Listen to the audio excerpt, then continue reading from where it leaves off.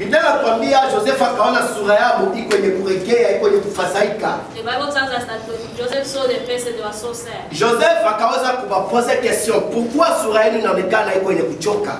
Joseph asked them a question, why your face looked so tired? No, bakaweza kumwambia parce que tunalota kwa ndoto lakini tunashinda kupata interpretation. They told him, we had a dream but we don't know how to translate the dream. Najua watu bamingi Mungu ako anaongea na mwetu katika ndoto. I know so many of us that God is speaking to you all through dreams. Parce que ndoto ni voix yenye Mungu anaongea na kila mtu wote. Because a dream is the way of God speaking to everybody. Unaweza kuwa mtakatifu, unaweza kuwa mtu wa dhambi, unaweza kuwa Mkristo, unaweza kuwa païen, mais à travers rêve Mungu anaweza kuzungumza na kila mtu. You can be holy, you can be a pagan, but through the dream God speaks to everybody. Na bamingi tuko tunatafuta kupokea prophecy. Opa Mungu ashaka kupesha prophecy pia kwa travers ndoto. But so many of us are looking to get prophecy, but meanwhile God already gave you the prophecy of God through your dreams. Parce que ukiangalia ministère ya rêve, ni ministère yenye Mungu analitokeza sana kuongea na kila mtu. Because you see the ministry of dreams, God show himself. Mais lakini wakati unapopokea ndoto, but when you see the dream, iko na maana sana. It have a meaning. Kama unajua interpretation yake. If you know how to translate it. Hallelujah. Amen. Wakati Joseph alipofika, when Joseph reached there, akamwambia pourquoi mko mnaregrete? He asked them why. Asema non, c'est parce que tunakosa interpretation ya ndoto. They said because you don't know how to translate this dream. Joseph akamwambia est-ce que mnasaulika kama Mungu yuko? Joseph asked them, don't forget that God is existing. Pourquoi Joseph alipata courage? Why Joseph had that courage? Parce que elevation yenye Mungu alimuonesha kwa njia ya prophecy, ilikuwa ni njia ya rêve. Because the elevation that God showed him, it wasn't through the life, but it was through the dream. Amen. Amen. Umoja akampatishia akamfasiria ndoto. One told him the dream. Akamwambia sema nimeona mti wa mizabibu. He said I saw a tree. Na inatosha hapo matawi matatu. And it had 3 branches. Na ile matawi matatu. And those 3 branches. Ikatosha hapo mafui. It had fruit. Nikaona ile mafui tukaitengeneza kuwa kama vile vin. I saw the fruit and we used it to make as a. Na nikaenda kumservir nayo Farao. And I had to serve Pharaoh with. Mais sijui maana ile ndoto ni nini. But I don't know what the meaning of that dream. Joseph akaleta interpretation. Joseph translated the dream. Akamwambia ya kwamba He told him that maana ya ile matawi matatu.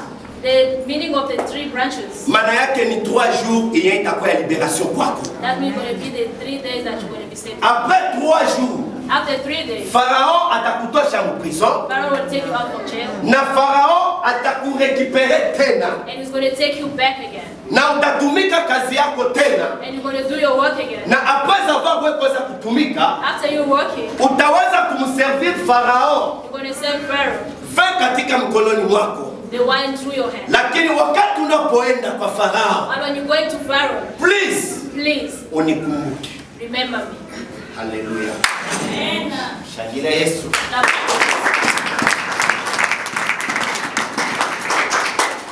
Joseph akamwambia unikumbuke. Joseph told him that remember me.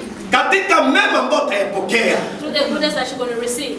Katika mema ambayo utayaishi. Whatever you're going to live in. Mavantaji utapata mbele ya Farao. All advantage that you're going to get in front of Pharaoh. Manake Joseph alipenda kusema autrement ya kwamba Joseph wanted to say that ule mtu ambaye alikuwa ndani ya prison, that person was in jail. Ni yeye mwenye alikuwa directement avocat wa Joseph. He was directly as a lawyer of Joseph. Oh, mimi nataka kuelewa kitu kimoja. I came to understand something. Malgré tuko na promesse ya Mungu. No matter the promise of God we have. Mais promesse ya Mungu haiwezi kujirealize vile huko. But the promise of the Lord can never. Kila siku Mungu anafanya kurealize promesse yake à travers mtu unaishi na pembeni yako. Every day God realizes the promises He made for you through the person that you live with. Hallelujah. Amen. Sema amen. Amen. Sema amen. Amen. Biblia inatuambia histoire. The Bible is telling us a story. Ya mtu mmoja ambaye aliweza kubeba watoto kuteni. A person that they took children. Wakati alipopokea prophet Elise, when you receive prophet Elise akaanza kumwambia ya kwamba told him that avant que mimi nifanye hapo miracle, before I do miracle, unitengeneze kwanza mkate nibaki kula. Make me bread first. Amen. Amen. Wakati nikishakula mimi nashiba, when I finish eating and get ni hapo sasa nitafanya miracle ya kuweza kukombea. That's when I'm going to do miracle and pray for you. Mimi nafungula parenthèse kidogo. I open vertical commas. Juu ya realite ya maisha. The reality of people. Hallelujah. Maisha iko na marealite zake yenyewe, iko nguvu kucomprendre. Life has so many realities that you can never understand. wakati prophète When prophets, alipofanya miracle when he did miracle, akamwambia kama beba kila kitu konacho mnyumba. he said that take everything that you have in the house. Amen. Amen. Beba bila kila kitu kenye konacho. Take everything that you have. Parce que prophète alipenda kufanya ni miracle ya kuweza kumultiplier mafuta na kaushishe. Because the prophet wanted to do miracle to multiply. J'aime beaucoup prophète. I love a lot. Prophète akaweza kumwambia The prophet said, kama unaona vitu ni vidogo, if you see that, wende meme kwa voisin. go to the neighbors. Haleluya. Amen. Wende meme kwa voisin. Go to the neighbors. Wende ukalombe. Go borrow. Vitu bakusaidie. They must help you with content. Na hapo Mungu atakusaidia. And that's where God will help you. Peuple de Dieu. Beloved. Kupokea prophète To receive to ni image ya kupokea Mungu maisha yako. Amen. Me kuko vitu vingine juu upate kuwa na richesse. But there's other thing before you get Upate kuwa mtu fulani mfi. to become somebody in life. Il faut paka assistance ya fase wako. Your neighbor have to assist you. Sijui kama kuna mtu ananisikia. Amen. Il faut paka voisin wako a contribuer quelque chose. Because your neighbor have to contribute something in it. Parce que alikuwa na ile uwezo wa kutosha mafuta meme mingi. Because they had the capability of even Mais akasema no. He said, Wewe ndo kakonsulte kwa voisin wako. go and ask your neighbors. Haleluya. Amen. Amen, amen. Amen. Ambia mwenzako Tell your neighbor. usaribishi de bonnes relations. Do not destroy the relationship. Parce qu'on ne sait jamais dans la vie. Souviens-toi. Remember. Amen. Katika hii neno souviens-toi, Through this word, remember. tuko na verbe pronominal We have a verb. ambaye iko ni souvenir. That is. Ninafundisha sasa. Now I'm teaching. Amen. Ambaye ni souvenir ambaye ina signifier avoir de nouveaux présents à l'esprit. To have a new presence in spirit. Souvenir, avoir de nouveaux présents à l'esprit qui appartient à une expérience passée. To have a new presence that comes from the past. Nitasema na Kiswahili. Mais mnisaidie niseme Kiingereza pour qu'il ne pas trop développer bien sûr. Amen. Et pardon français. Avoir de nouveaux présents à l'esprit Receive the good presence qui appartient à une expérience passée. that comes from the experience of the Aya ni past. souvenir. That's the remembrance. Amen. Amen. Aya inakuwa ni nini? Ni souvenir. Remembrance. Inabidi kukua na vitu vya mpya You have to have new things katika present. in the presence. Mais lakini present yoyote ya mwanadamu But every presence of a human iko constitué. is Na built passé. with the past. Amen. Amen. Iko constitué na passé. Built with the past. Aina ya souvenir. It's not the remembrance. Non, sorte ya souvenir. It's not type of Amen. remembrance. Tuko na souvenir We have mbili. to remember two things. Souvenir ya kwanza The first one ni souvenir ya mbaya is the bad na souvenir ya mzuri. and the good one. Mais yote inafanya kuconstituer maisha ya mtu. And all of those two constitute the life of a human. Amen. Amen. Tuko na deux sortes ya souvenir. We have two ways of Tuko remembering. na souvenir ya mbaya We have a bad one na tuko na souvenir ya mzuri. and we have a good one as well. Quelque par exemple, For example, kama ulishaishi deception dans la vie, if you've been deceived in ni life, souvenir ya mbaya ndio unapitia. it's a bad thing to remember. Amen. Amen. Na kama umekwisha kupokea msaada wewe fulani, But if you receive something, ni some souvenir ya help, mzuri ambao uko nayo. it's a good souvenir that you have. Sasa katika hii aina zote za souvenir In these two types of ya souvenirs, mbaya na ya mzuri, the good one and the bad one, metuko sasa na aina ingine tatu zaidi ya souvenir. we have the other three. More Souvenir than- ya kwanza The first one ni souvenir ya Mungu pamoja na watu. is to remember God through people. Souvenir ya Mungu The souvenir pamoja of God na through watu. people. Amen. Amen. Na souvenir ya pili And the second ni souvenir, souvenir ya batu the souvenir ama souvenir ya mtu or souvenir of pamoja na Mungu. with God. Na souvenir ya tatu And the third one ni souvenir ya mtu na mtu. is the souvenir of a human and human. Haleluya. Amen. Souvenir ya mtu na mtu. The souvenir of a human and another person. Juu souvenir ya mtu na mtu. The souvenir of a human and human. Napenda nifungule parenthèse kwako. I want to open bracket to you. Wewe mwenye uko unategemea toujours You're the one who's just hoping kuona vizuri mu maisha. to see good in life. Fais très attention parce que utapiqué crise. Be careful because you just want to fail. Pourquoi? Parce que Because maisha yenye tuko tunaishi the life that we live in, nulle part dans le monde nowhere in the world, hautakutaka mtu mwenye ko parfait. you will never meet anybody that is perfect. Hallelujah. Amen. Nulle part dans le monde Nowhere in the world, hautakutaka mwanamke mwenye ko parfait. you will meet a woman that is perfect. Kila mtu dans la vie Everybody in life, eko na deux parties. they have two ways. Eko na buzuri bwake They have their good side na bubaya bwake. and their bad side. Pour que uishi bien na mdunia, For you to live well, il faut kujua kupeze des côtés. you have to know how to balance the two sides. Mais ukitaka kujua watu bazuri, tafuta mtu mzuri, If you want to look for good people, hautamkutaka mdunia. you will never find the person. Mtu mzuri ni Yesu Kristo peke yake. And the person is only Jesus Christ. Sema amen. Unaweza sema amen. Hallelujah. Amen. Même mie pasteur wenu, Even the pastor himself, j'ai mes défauts. he have his own weakness. Na mwe penye muko, And you muko na like madefo that. zenu. You have your own weakness. Pour que tuendelee mbele For us to go forward, na hii kazi ipate kuendelea, to go forward, il faut juste kujua kusameana. we have to know how to forgive. Mbele ya madefo yote c'est le pardon. In front of every mistake is only. Ukitafuta raison devant les défauts, If you look for a reason in front of mistakes, utajiretrouver na kwa véritable païen. you're going to find yourself in it. Exprimer sana na puissance ni passé. It expresses itself with the power of the past. Amen. Amen. Najua kila mtu yuko na témoignage. I know that everybody have a testimony. Wapi kwenye ulitoka, Where you come from, kitu gani Mungu alikufanyizia what God has done for you, na kitu gani ambacho Mungu yuko anapenda kukufanyizia. and what God wants to do. Ça c'est votre témoignage. That's your own testimony. Amen. Amen. Kama uko na constituer témoignage, If you constitute the testimony, il faut kujua kitu kimoja. you have to know something. Témoignage yote nataka constituer par l'histoire. Every testimony comes through a story. Ndio. Maisha yako napitia, uko na constituer ni histoire ya témoignage yako. The life that you're going through, you constitute the testimony. Na hautaingia mu victoire And you never go to your victory bila kupigana kwa guerre. without going through the battle. Il n'y a pas la victoire sans la guerre. There's no victory without battle. Hallelujah. Amen. Sema amen. Amen. Pour que ukuwe mshindi, For you to be able, inabidi kupambana. you have to fight. Sa katika kupambana, When you are fighting, mablessure kwako. they're going to be Ça so. c'est votre témoignage. That's your own testimony.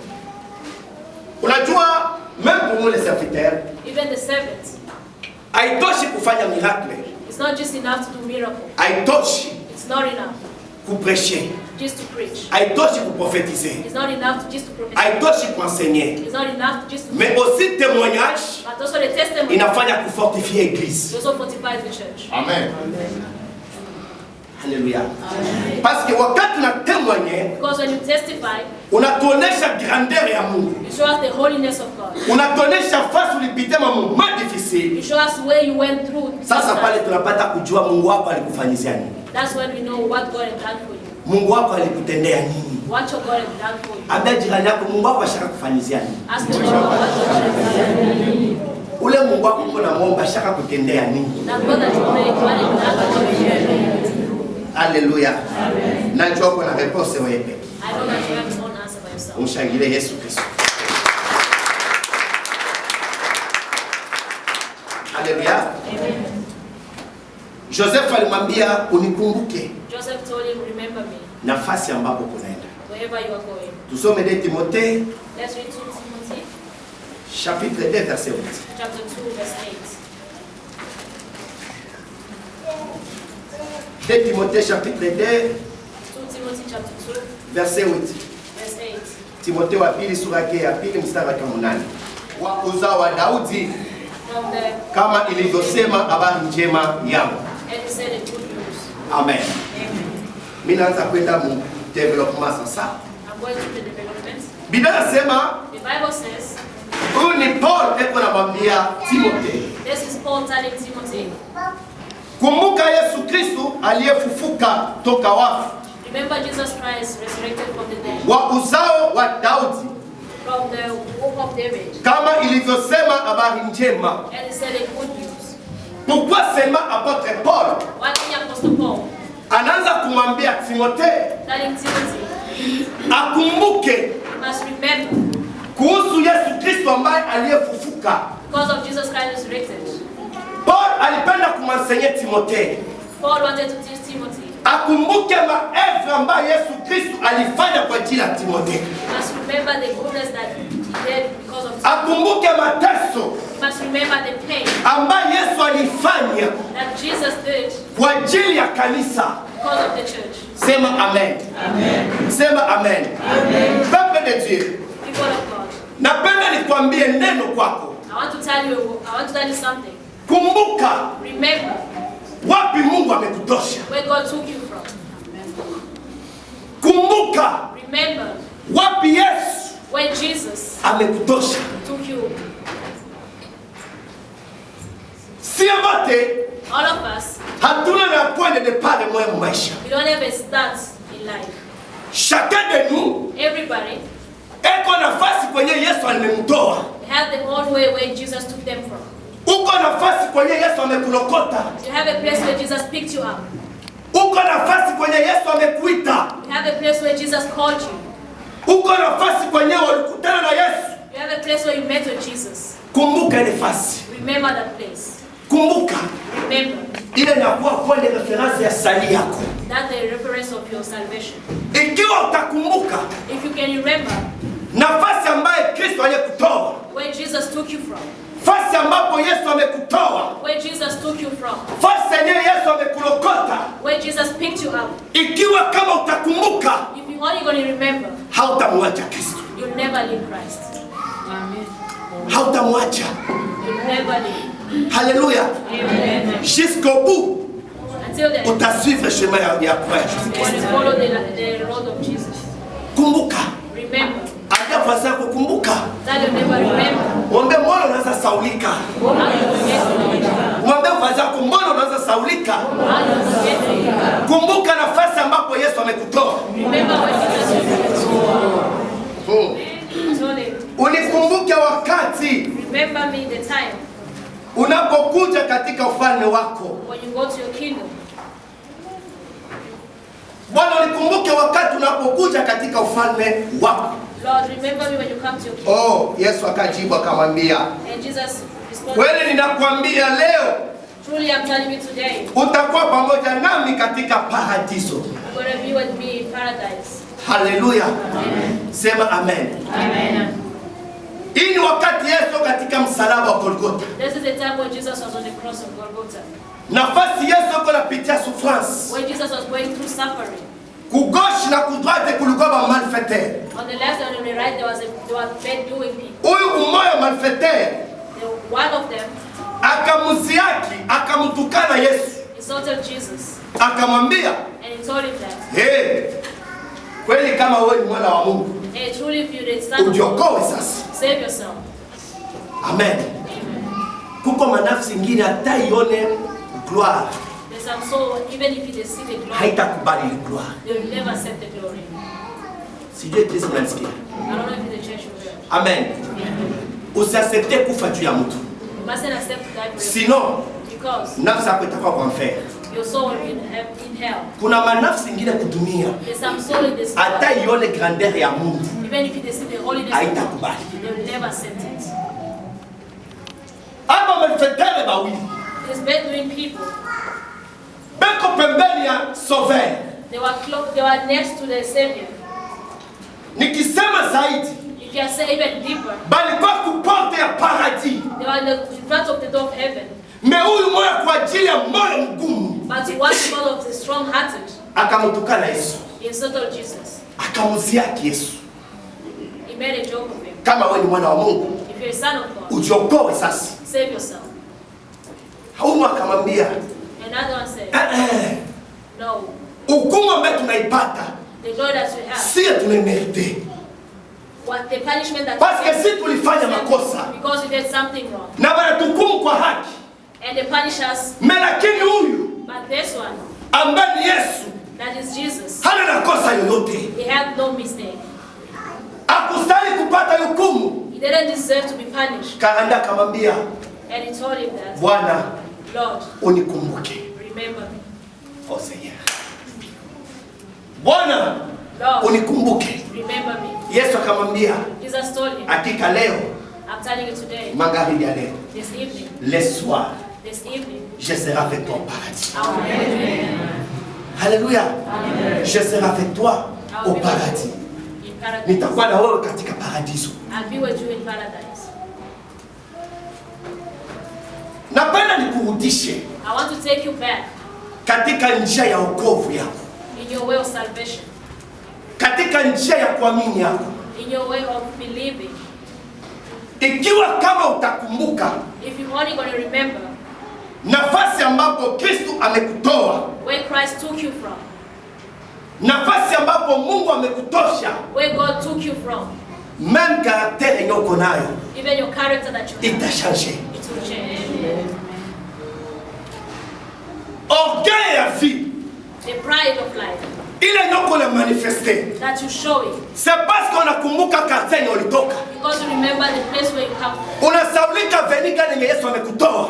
Forget the road that Jesus took you from. Unasaulika mfamilia gani yenye Mungu amekutoa. Forgot from which family Jesus took you from. Et c'est pourquoi leo That's why today unakuwa unaongea unakunja milomo, you're talking and unaongea sauti haitoki, you're speaking when the voice is not even coming. parce que Yesu amekupasha santé. Because Jesus gave you help. Unakuwa unaongea unafunga milomo unafanya bonjour. You're talking and closing your mouth to even want to take out your voice. Amen. Amen. Unafika quelque part, You reach somewhere, mie sikulaki chakula. I don't eat this type of food. Nikikula inanipashaka palpitation. If you're kids, I get it. Unasaulika ni dagaa ya mchanga ndio ulikuwa nakula. Forget the scorpion that was said.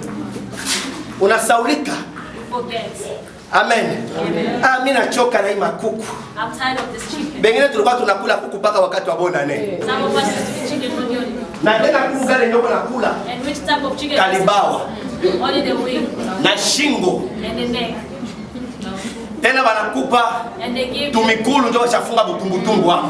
chicken feet and just right. They insisted on it. Unaanza kujisaulika You forget it. nafasi ambapo Mungu amekutoa. Where God took you from.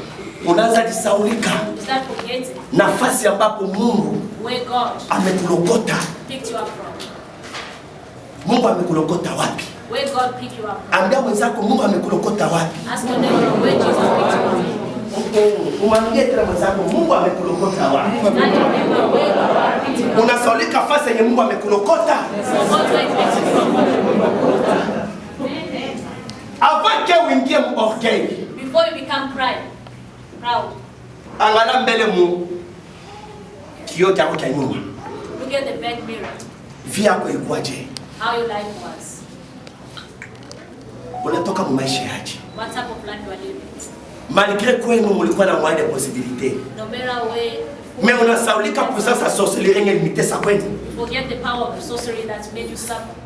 Avant que leo uwe na caractère. Before you will have this character today. Kumbuka mbele wapi kwenye Mungu amekutoa mtu wa Mungu. Remember where God took you from. Mungu atusaidie. May God help us. Mungu atusaidie sana. May God help us. Sema tu amen. Amen. Eglise, mimi nametukana. Am I insulted you? Munisamee basi kama mimi nawatukana. Forgive me if I insulted you. Amen. Amen. Haya mimi nakuya. I'm still back. Sijafika niko nakuya. I didn't arrive yet. Katika kukumbuka Through remembering, kuko Mungu there's God anakumbuka mwanadamu that's remember a human being. na mwanadamu And a human being anamkumbuka. have to remember God. Kitu gani kinafanya Mungu atukumbuke? What make God remember us? Mara mingi haiko juu So many times it's not ya because hali yenye tuko wako. of the way that we Mais are, lakini but ni energy the energy yenye tunaikonsome juu ya kazi ya Mungu. that we consume Amen. the work of God. Kila ambacho unajitoa juu ya kazi ya Mungu, Whatever you give yourself to because of the work of Mungu God, atakukumbuka. God will remember you. Haleluya. Amen. Acha tusome Let's read. test yangu ya mwisho. Esaïe chapitre 38 verset 3 à 5. Isaiah 38, 3 to 5. And he said, E Bwana, Lord, kumbuka ninakusihi remember I plead, kama nilivyotembea mbele yako kwa kweli if you have walked truly na kwa moyo mtimilifu, with a humble heart, na nimefanya yaliyo mema and I did the good thing kwa macho yako. to your eyes. Ezekia akalia sana sana. Ezekiel cried a lot. Neno la Bwana The word of God lilikuja kwa Isaya kusema, came to Isaiah to say, 5, Kwenda nasema na Hezekia, Go and I speak to Ezekiel. Bwana Mungu Lord, wa Daudi wako, your David, baba yako anasema hivi, your father said, nimesikia maombi yako, I heard your prayer. nimeona machozi yako. I see your tears. Tazama, See, nitaongeza siku zako kadiri ya miaka 15. I'm going to end your life more than 15 years. Amen. Amen. Haleluya. Amen. Hii ni histoire ya mwisho ambayo itaanza kuclôturer enseignement yetu. This is going to be the last story that's going to close our story. Histoire ya Hezekia The story of Ezekiel pamoja na prophète Esaïe and the prophet Isaiah pamoja na Mungu. together with God. Biblia inatuambia kama Hezekia alikuwa mkamilifu mbele ya Mungu. The Bible tells us Ezekiel was, Wakati Israeli ilikuwa mdifikilte kwa kupata maji, when Israel was in the problem of getting water, Hezekia alipoteza energy kwa kuweza kuchimbula mfereji Israeli ipate maji. Ezekiel was so tired of digging to get water. Wakati Israeli ilipokea maji, When Israel received water, Biblia inasema ikafanya kumfurahisha Mungu. the Bible says that it made God happy. Miaka zikapita kidogo, Years went past by. Hezekia akagonjwa. Ezekiel was sick. Wakati alipogonjwa, When he was sick, alikuwa demi-mort. he was half dead. Kama gisi mwekisi katolike bangaba na pashana masakramenta ya mwisho. Like in the Malaki wao banakulaka kusema ututangulia kumsalimia mtakatifu Pierre. they say goodbye to you, they say because we give the others. Haleluya. Aligonjwa, He was sick. hakuna matumaini. He had no hope. Mungu akamtuma prophet Esaïe. God sent prophet Isaiah. Esaïe wendo kamwambia Hezekia, Isaiah got time kama magonjwa ambayo iko nagonjwa that the sickness that he had, hawezi kupona, he won't be me healed, atakufa. but he's going to die.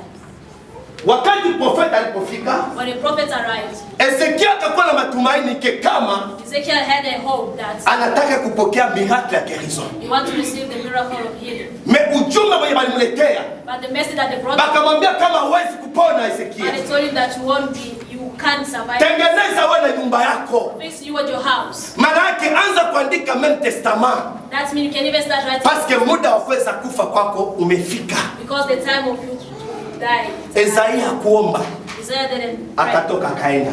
He went out. Biblia inasema The Bible says Hezekia Ezekiel, wakati alipobakia when he was left, akageuza sura yake katika ukuta.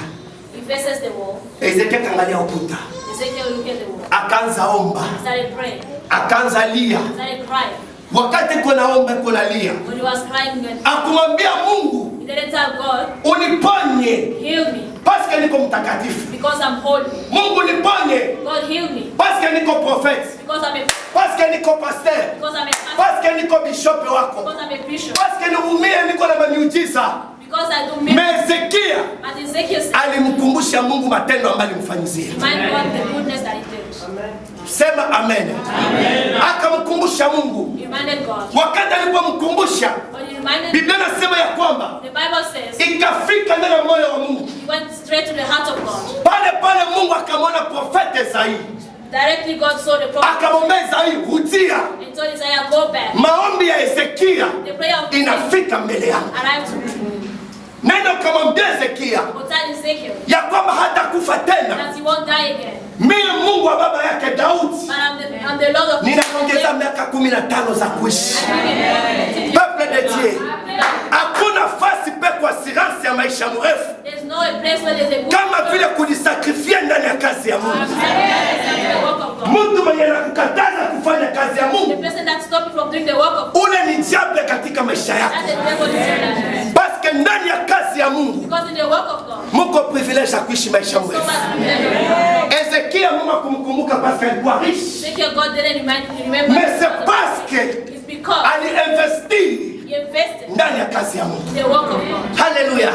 Peuple de Dieu, Beloved, kuna maneno kuweza kumkumbusha Mungu. there are things that you have to remember. Hautamkumbusha Mungu paske uko na makoti ambayo You unavaa. must remind God because of the Hii makoti ni kitu gani mbele ya Bwana? what are the suit in front of God. Hautamkumbusha Mungu juu ya masiper na mabazerishi. You won't remind God because of the clothing. Hautamkumbusha Mungu juu ya mabishu kwa You navala. won't remind God because of the jewelry that you wear. Hautamkumbusha Mungu juu ya nyumba na magari. You won't remind God because of your house. Lakini ni kila ambaye ambacho unapanda, but it's whatever you sow, kila ambacho unalitoa whatever you do, mkazi ya ufalme wake, ni hapo Bwana atakukumbuka, ni hapo Bwana atakuona, ni hapo Bwana atabadilisha magumu yako kuwa furaha.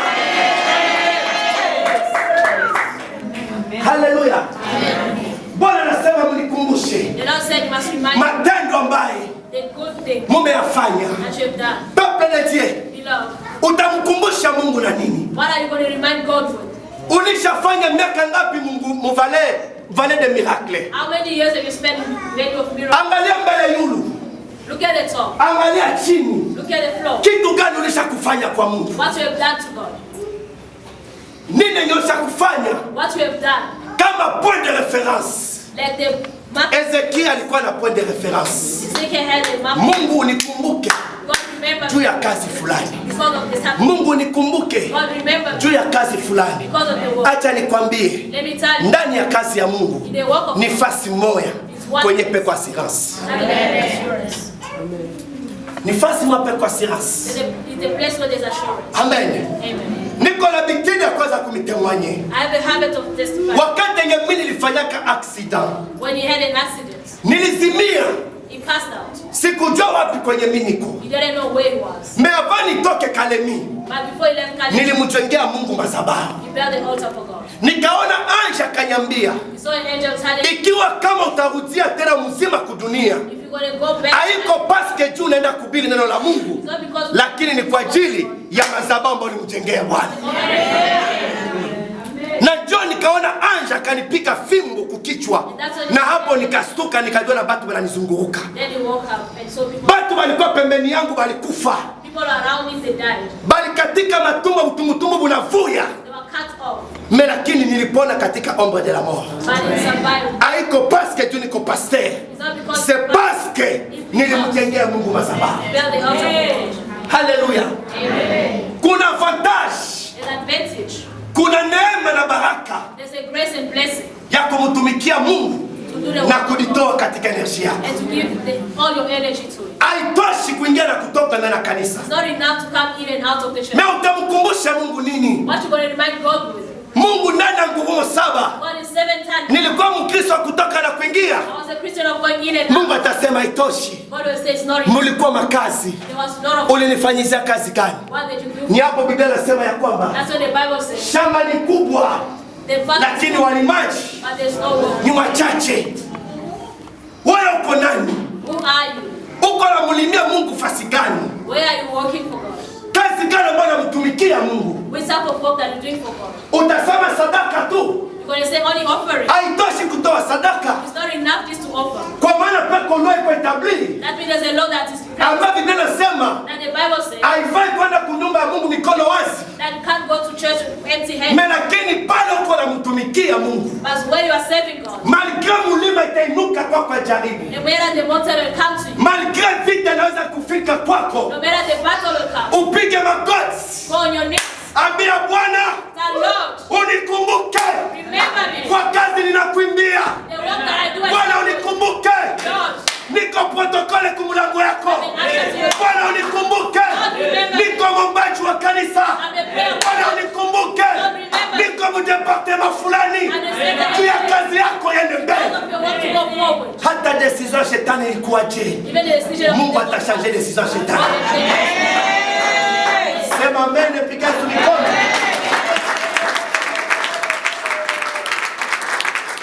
The thing that's Batu tusikumbuke. for us not to remember, C'est l'orgueil de la vie. just the pride of life. Kiburi cha uzima. Pride of life. Ambia wenzako acha kiburi cha uzima. Tell your Wewe ni mavumbi matupu. Unajivunia nini? Alléluia. Alors, gestion intellectuelle. Siwezi kunia nitumike na wafasi quand même. however you want to work in a certain places. Mungu ambariki Prophète Philippe Banda. God must bless Prophet Philip Banda. Wow, mtanisame. Okay. Mais mimi najua pourquoi la sa Mungu ambariki Banda. I say I know why. Un jour, nilikuwa nafuata documentaire, One day I was following a documentary. nikaona un milliardaire He saw anaingia mu Impact Fire ya Prophète Banda. he went to Impact Fire. Ule milliardaire unajua kazi yake unafanya. That didn't know what he was doing. Et qu'on a secoué la toilette. He was washing the toilet. Anakuya na magari ya bana na yachi. He came with good cars. Anasukula toilet. Go and wash the toilet. Toilet. Toilet. Anasukula. He wash it. Anaikala chini. He sits on the floor. Anasikia neno la Mungu. He listens to the word of God. Kitu ambacho kinaenda kufanya wewe usitoe kazi ya Mungu ni kiburi cha uzima. The thing that is stopping you from doing the work of God. Unajiona kisi uko. You see yourself the way you are. Unajiona. You see yourself. Bon, peut-être pasteur c'est un petit pour moi. But maybe Non, Mungu alijua kwa nini mtuma niko na miaka kwako niko baba yako. God knows why he sent me to be, basically to be your father. Kiburi cha uzima. The pride of life. Haleluya. Kiburi cha uzima. Pride of life. Kinakufanya It makes you. omoningie It's better to go in and go out. batu basinizoe. People mustn't get you. Batu bataanza kunikaribia. Community yetu tunajuana. The community we know us. No. Ile ndio kunafanya ni kiburi cha uzima. Whatever you are doing is the pride of life. Na mwisho wa kiburi And the end of ni pride kushuka chini. is to go down. Amen. Souviens-toi. Remember Wapi Mungu anakutosha. where God took you from. Kumbuka Remember wapi Mungu anakutosha. where God took you from. Kumbuka Remember, kama uko leo if you are today, haiko parce que tu es licencié. it's not because you have studied, Parce que tu es gradué. because you graduated. Parce que It's because uko unafanya mabusiness ya hatari. you're doing good business. Parce que uko intellectuel, parce que You non. started so many. Kama uko leo But if you are today, ni jua miséricorde ya Mungu. it's because of the mercy of God. Na penye unafikia leo And when you reach ni today, jua miséricorde ya Mungu tunafanya kwako it's kazi. because the mercy of God still doing work to you. Amen.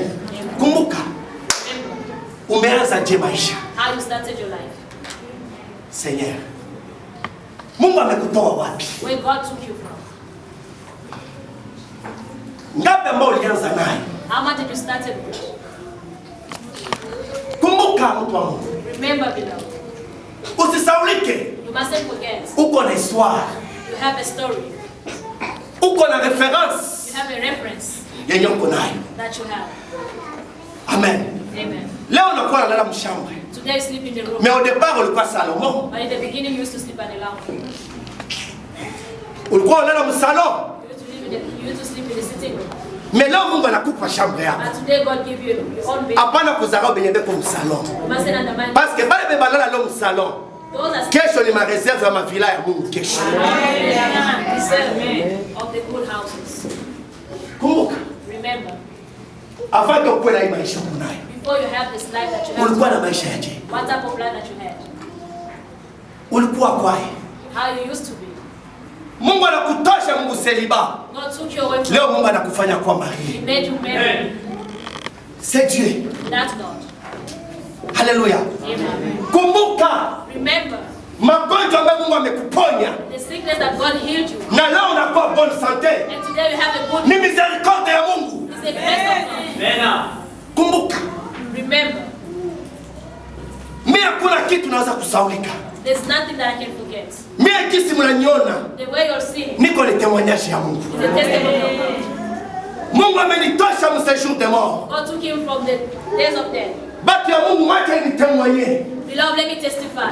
Kizazi chetu The family ni kizazi ambacho kiko na puissance ya ténèbres. that have the power of darkness. Famille yenye iko na nguvu ya sorcellerie. The family that have the power of sorcery. Hapana sorcellerie ya kidogo. Not a small type of sorcery. Muko puissance ya magie noire. There's a power of black magic. Et tout est possible katika familia yangu. And everything is possible to his family. Mimi nilikuwa nishakujishiwa. He was already sold. Seigneur, sikuwa tena mtu kisi mnaniona. He wasn't a human the way you're seeing him. Mimi nilikuwa mtu kiniona. He was a type of person. Sura yangu ilikuwa inafanana mauti. His face used to look like a dead body. Haleluya. Amen. Sura yangu ilikuwa inafanana mauti. His face was looking like a dead body. Nilikuwa nikipita pembeni ya watu. It was if you walk through and Nilikuwa nanuka mauti. you used to smell them. Nilikuwa nanuka. You used to smell. Haleluya. Amen. Nilikuwa nanuka kifo. You used to smell them. Familia ilikuwa ishakunyuzisha. The family already sold you. Nilikuwa natembea lakini sikukuwako. You used to walk but he wasn't, Parce que nilikuwa nishakufa tayari. because he was already dead. Lakini But parce que huyu Mungu there's God mwenye kuna ba reserve bake. that he had his own. Parce que huyu Mungu The same God. mwenye anawazaka au contraire na plan shetani. And the Mungu devil akasema kesho He said that tomorrow, unatakuwa instruma yangu. tomorrow is going to be a message. Haleluya. Mungu alinilokota. God picked him up. Kwa hospitali waliniambia kama niko na sida. From the hospital, they told him that he had HIV. Medecin alikatala nitunza. The doctor refused to treat him Paske kili ya dawa because ilikuwa lishapita. it was too much in his body. Hakukuwa tena dawa ya kuweza kuniponya. There's no medication that could heal him. Lakini But fasi kwenye kila mwanadamu inapoishia what they tell ni him pale peko Jehova Rafa. Ni pale peko Jehova Rafa. Mungu ni mponyaji wapendwa. God is the rain and rain. Wapendwa, Beloved, kama wewe ya sadiki, if you didn't, nitakutemonyana jina Jehova Rafa. I will testify the word. Niliishi katika mwili yangu. He felt it. Yesu ameniponya. Jesus healed him. Yesu amenitunza. Jesus treated him. Hospitali ilishindwa kunitunza. The hospital could Lakini kuna mmoja ambaye hajawahi kushindwa. Kuna mmoja ambaye hajawahi kuabandone. Ni Yesu ambaye alinitunza katika maisha yangu. Na kama niko leo, ni kazi ya Yesu ambayo mnayaona. Mimi niko temwanyaji ya Yesu Kristo. The testimony of Jesus Christ. Siwezi kuwa na kiburi cha kumtumikia Mungu. Can never have, Basi najua wapi Yesu alinitoa. because you know when Jesus took him. Moi je me rappelle ilikuwa kwa mwezi wa 11. You remember it was in November. Tulikuwa na conference ya ministeri yote. We had a conference of the whole ministry. Prophecy katoa kwa père spirituel. The prophecy came from the spiritual Papa Mali akasema Malamani said, liketengeneza maisha paske ninaona date kwako. fix your life because I see the date. Le 17 Novembre On the 17th of November, utakufa. you pass on. Amen. Amen. Utakufa. You pass on. Na le 18 batakuzika. And on the 18th, they're going to, Na kilo kitasambana le 21.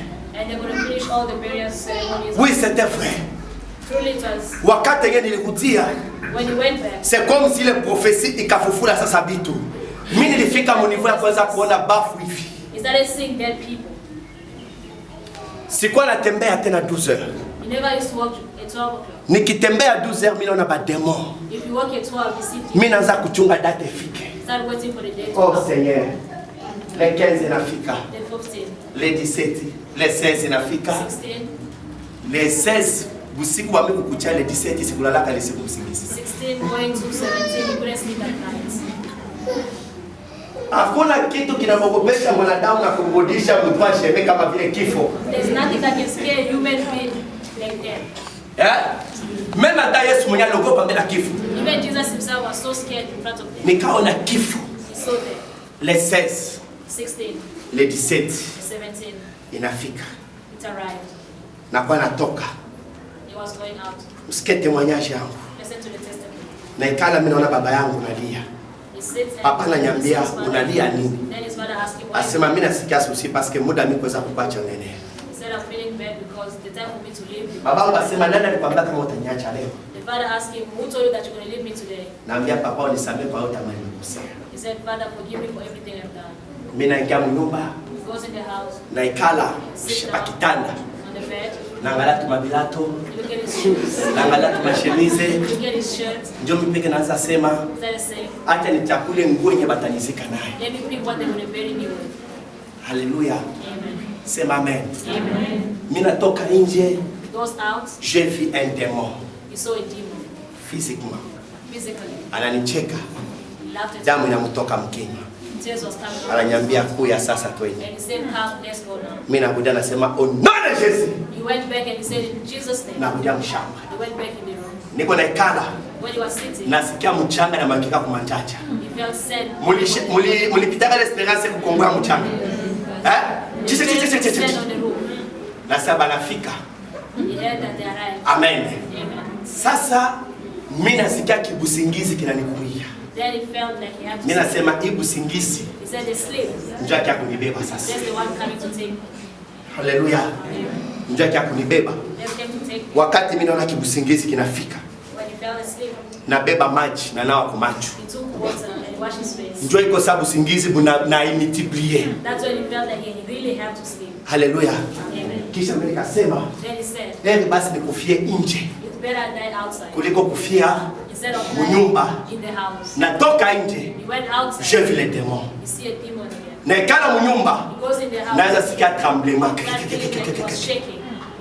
Batoto beko banacheza mais mimi nasikia tremblement. Children are playing around, but he felt like Amen. Peuple de Dieu. Avant que vous critiquiez batumishi ya Mungu, mjue kwanza Yesu alibatosha wapi.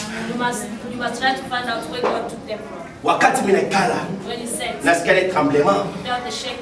Mimi nasikia kibusingizi kinanikuia. He felt like he had to sleep. Oh Seigneur. Gisi nilalaka sikujua.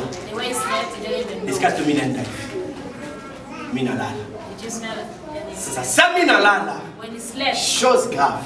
something shocking. Sasa kinangoroma, j'ai vu les démons banakimbia. When he made a sound, Kisha naona watano anashuka. then I saw the fourth one coming. Ule watano anasema ya kwamba The fourth one said, ni mimi ambaye it's me that. niliyeshinda mauti nikafufuka. Haleluya. Nikamwona aliponitokea When he appeared to him, yule watano, the fourth one, nikaona kanyambia, he saw him and he said, usiogope, do not fear, kwa maana wewe because you, nitakufanya kwa chombo changu cha gurudumu ya mwisho. I'm going to make you my servant. Nikaona wale ine wakanikaribia, I saw the fourth, bawili bakasimama kumigula kitanda na bawili kukichwa kitanda. Kisha nikamwona ule watano then he saw the fourth, akanikuia, he came to me, akanitosha mapamba kupua yangu. took out the cotton wool from his mouth. Haleluya. Akanitosha mapamba kupua, He took the akanitosha. cotton wool from his nose. Kisha akanitosha mapamba mkinywa. Then he took out the cotton Kama kisi mtu anakufa banamtiaka, akanitosha. Akabeba kinywa changu, he took his mouth akanipumuzia pumuzi. and he blew it. Haleluya.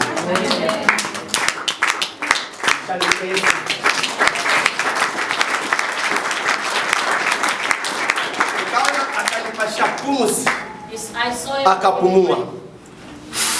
He blew. Wakati nalipopumua, When he blew, nikapokea ile he pumuzi, received the bread nikakohola. and he coughed.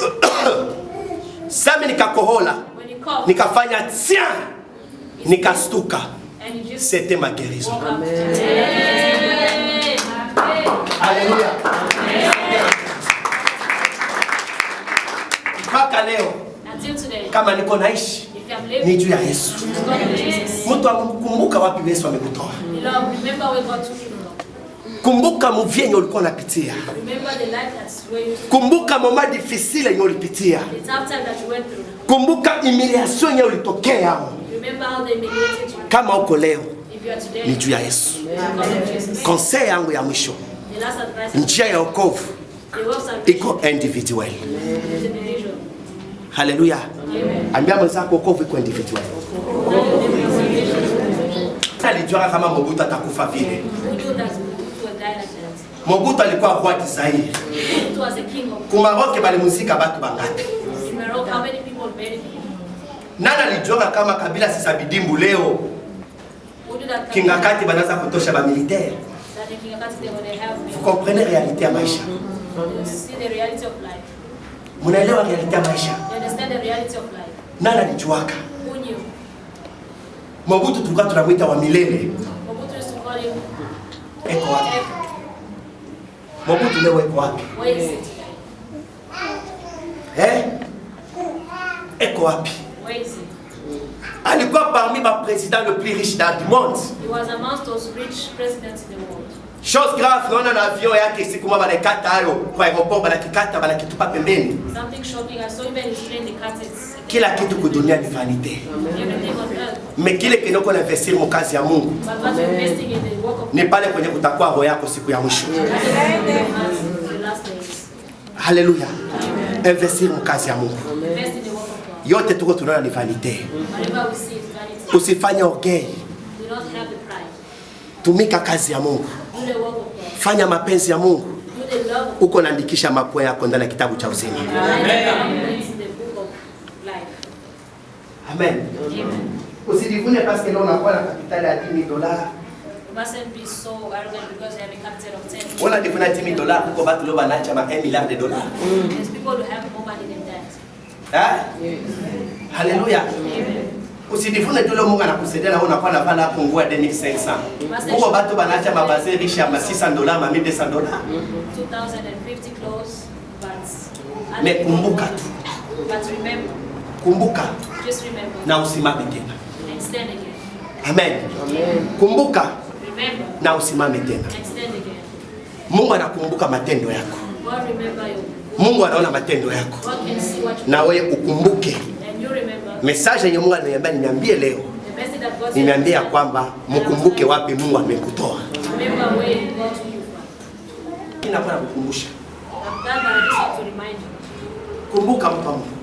Remember, beloved.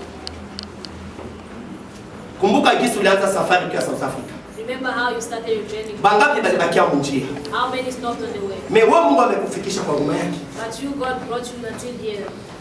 Kumbuka. Just remember. Moment difficile dunia inapitia corona. The tough time that the world is Wewe Mungu amekuwezesha kuna nafasi ya kulala na chakula kuna kula. but God gave you a place to sleep and eat. Kumbuka. Just remember. Ukifanya hesabu ya dépense If you count the yenye spending unakana dépenser par mois, that you spend, inazidi même entre yenye unakana pata par mois. it's even more than how much you earn a month. Kumbuka. Remember. Kumbuka. Just remember. Mungu amekutosha wapi? Where God took you. Ile ndio neno langu ya mwisho. Mungu amekutoa wapi? Not the last word. God, where He took you from. Yesu alikutosha wapi? Where Jesus took you from. Kumbuka. Just remember. Ukijua kwenye Mungu amekutosha If you know where God took you from, na ukikumbuka kwenyewe unatoka, and remember where you come from, oh Seigneur, utakuwa mtu mzuri you're going to be a good person. na utajua kubadilika. And you're going to know how to change. Utajua kubadilika. You know how to change. Kama uyashaje c'est parce que ukingana kiburi. If you didn't change, it's because you still have the pride.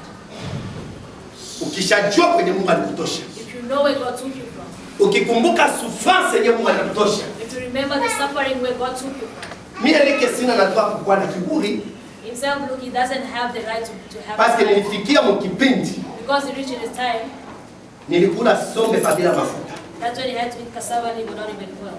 Nilikula. He ate. Nilikula bukali wa makoleno. Nilikula. Nililala pasaki. He slept in the sack. Sasa leo kama Mungu ananipatisha nguo, kiburi gani nitakuwa nacho? So today, if God gave him clothes, what pride that he had to have? Wewe unataka kusaulika kwenye Mungu alikutoa. You want to forget where God took you from. Kama unataka kusaulika lakini si watu wanajua kwenye ulitoka. You want to forget, but there's people that know where you get. Unataka kunifanya kuwa VIP juu ya nini? Why you wanna make yourself as your VIP person? Unataka kunifanya kuwa watangatari juu ya nini? Why you wanna show off? Kumbuka. Remember. Kumbuka mtu wa Mungu.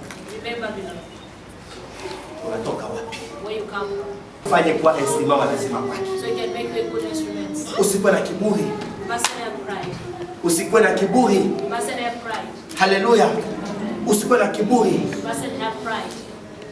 Maisha Life ni mfano wa liua. is an example of Asubuhi in the morning, liua linakana nafunguka. the flower opens. Na jua ikipika, liua litafungika na itakuka chini. The flower will fade and it's going to fall off. C'est ça la vie. That's life.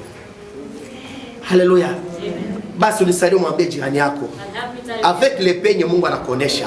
there's a letter that God showed you. Isikupe kiburi. Na isikufanye kuwa na kiburi. Mekumbuka wapi kwenye Mungu amekutoa? Kumbuka humiliation gani kwenye Mungu amekutoa?